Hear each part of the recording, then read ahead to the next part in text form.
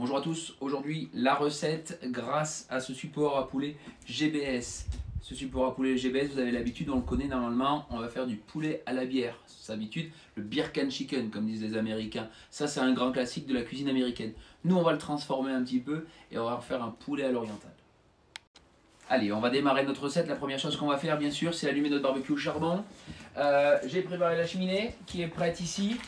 Vous savez, j'ai récupéré, j'utilise de la briquette qui est restée dans mon barbecue, je l'ai récupérée, je l'ai mis dans la cheminée, j'ai mis quelques briquettes neuves dessus et je vais allumer comme d'habitude grâce aux deux cubes. Allume-feu, on va mettre au fond, je vais mettre en route. Si on se rappelle bien, 20 minutes d'allumage et un peu de vin aujourd'hui. Mais c'est parti pour 20 minutes d'allumage. Pendant ce temps, on va préparer notre recette. Alors, je vais vous expliquer et vous dire ce qu'on a besoin aujourd'hui pour réaliser cette recette. En ingrédients, du thé à la menthe, de l'huile d'olive, sel, poivre, des épices marocaines, donc à vous de voir, une théière, ça c'est des carottes, coriandre, miel et un joli poulet fermier. En accessoire, le support à poulet GBS et notre Weber Connect.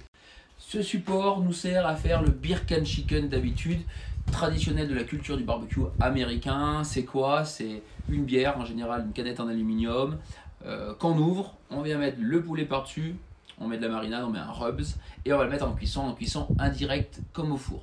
Qu'est-ce qui se passe quand ça cuit? Et ben, la bière elle bout, elle nourrit de vapeur de bière à l'intérieur, donc elle donne du goût aussi, en plus de ramener du côté moelleux.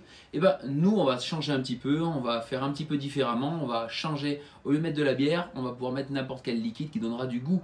On pourrait mettre du coca, on pourrait mettre du whisky, on pourrait mettre du jus de pomme, du cidre, on peut imaginer plein de choses.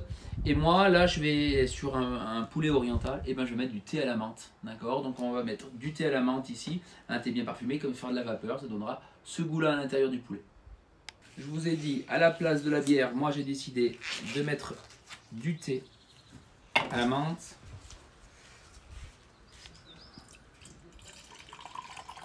Allez, on peut même le faire. Hop, comme là-bas. Ensuite, ici, mon poulet. Alors, je pourrais faire une marinade, ce qu'on appelle une marinade à sec. En général, on a toujours tendance à vouloir mettre beaucoup d'huile d'olive avec beaucoup d'épices à l'intérieur. Et puis, ce qui se passe, c'est qu'on en met beaucoup. Puis l'huile, les épices, elles restent dans l'huile. Il y en a de partout. Et puis, quand ça va dans le barbecue, l'huile, elle descend. Elle va dans le barbecue et elle ne reste pas sur le poulet. Donc, d'habitude, on utilise ce qu'on appelle des rubs. C'est plus des marinades à sec. Moi, aujourd'hui, je vais faire simplement un tout petit peu d'huile d'olive. D'accord, juste pas trop. Je vais bien venir le masser de partout. Mon joli poulet, hop, de partout. Pourquoi? C'est pour que mes épices que je vais mettre dessus accrochent bien.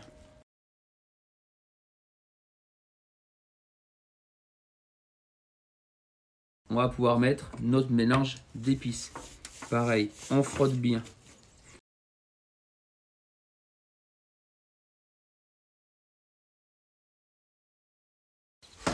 Alors je vais utiliser de la coriandre aussi, donc je peux mettre, et ça j'aime bien faire ça, vous voyez il est bien mis des épices de partout, j'ai de la coriandre ici et je vais pouvoir mettre carrément, pour donner aussi du goût, à l'intérieur du poulet.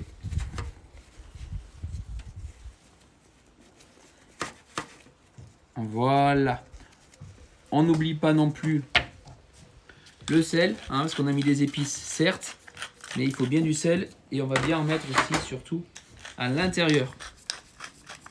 Sel et poivre bien sûr, comme on est de mettre. On en met un petit peu de partout.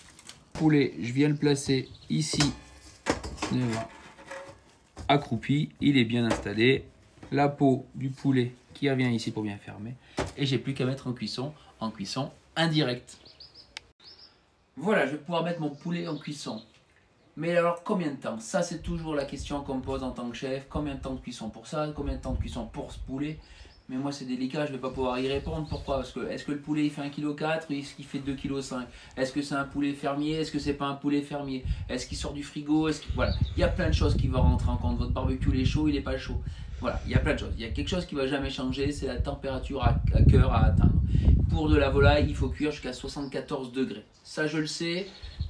Vous ne le savez pas, je viens de vous l'apprendre peut-être, certains le savaient. Lui, notre Weber Connect, lui, il le sait. D'accord. Et en plus de ça, il sait encore plus de choses, le Weber Connect.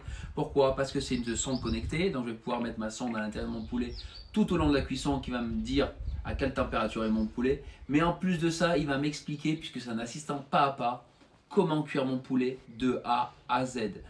Donc moi simplement, ce que je vais faire, c'est jumeler mon Weber Connect à mon application et à mon téléphone. D'accord? Comme ça, moi, je garderai mon téléphone avec moi et tout au long de la cuisson, je pourrai surveiller et le Weber Connect m'enverra des notifications pour me dire attention, il faut aller le retourner, attention, il faut rajouter ça en fonction de la recette que vous aurez choisie à l'intérieur du Weber Connect. Alors, mes carottes, je vais les tailler en biseau. Alors,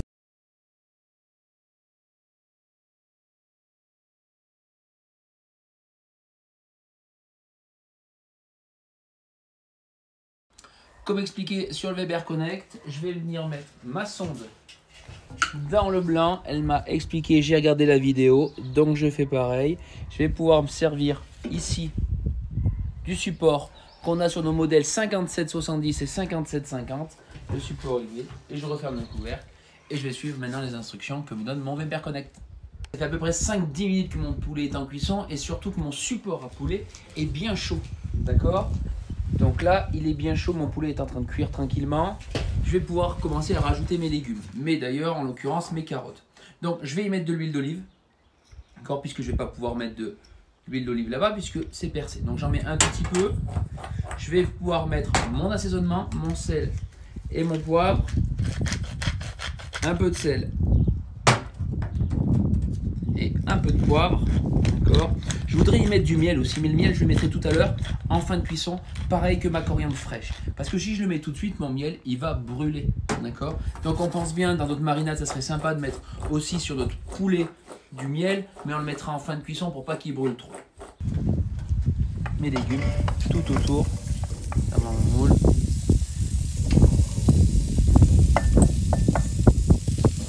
On viendra les tourner un petit peu de temps en temps.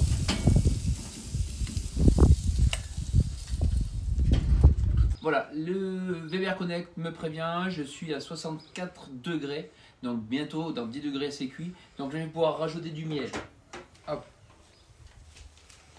Je vais prendre du miel, je vais en mettre sur mon poulet, maintenant en fin de cuisson. Je vais pouvoir mettre. Si le miel coule, il va couler un peu aussi sur mes carottes.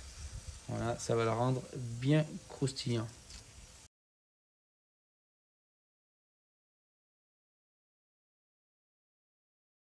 Alors, je vais prendre de la coriandre et je vais en hacher, mais grossièrement.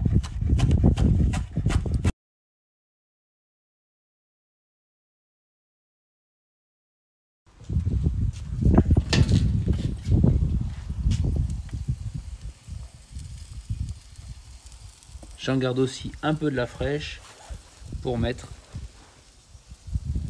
au dernier moment. C'est bon, le Weber Connect m'a prévenu que c'était cuit. Le poulet a atteint les 74 degrés, donc je vais pouvoir le sortir. Voilà, c'est prêt. Il faut bien le laisser un quart d'heure, comme nous a indiqué le Weber Connect. Le laisser reposer.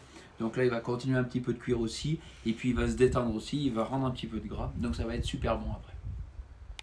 Et voilà, c'est terminé. C'est prêt. Prêt à déguster. On va pouvoir découper le poulet, mélanger ça avec les carottes. Les parfums, là, vous ne les sentez pas, mais moi, je les ai. J'espère que cette recette vous a plu et que vous pourrez la refaire. Ou en tout cas, même en imaginer d'autres, parce que c'est ça un petit peu l'important, de comprendre un petit peu comment ça fonctionne pour pouvoir s'éclater autour du barbecue.